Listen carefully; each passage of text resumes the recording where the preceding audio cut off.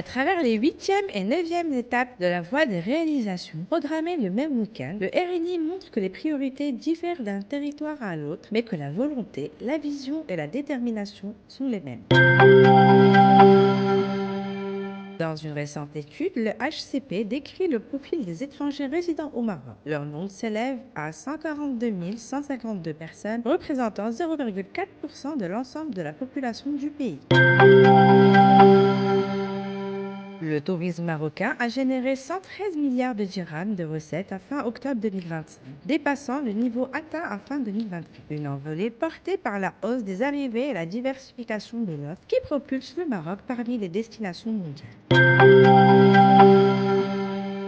La gestion des crises et des catastrophes naturelles au centre d'un nouvel atelier entre le Maroc et l'automne. Durant la période du 24 au 28 novembre 2025, le club des officiers de Rabat a accueilli le 4e atelier dans le cadre du colloque Regional Endeavour 2025, sous le titre Gérer les crises et les catastrophes naturelles.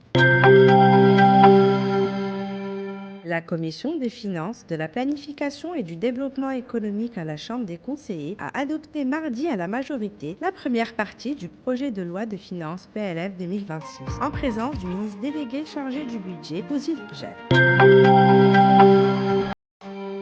OCP Grid Energy, filiale du groupe OCP, a procédé lundi à Khribga à la mise en service effective de la première phase de son programme solaire, totalisant une capacité de 202 MW crête, ayant mobilisé un investissement de près de 1,8 milliard de dirhams.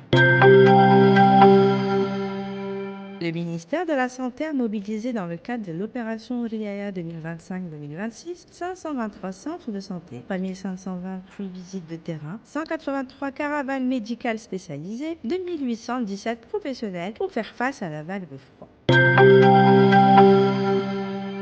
La ville d'Agadir voit grand pour le développement de l'économie locale, avec plusieurs initiatives prises dans les secteurs clés comme le tourisme et la logistique.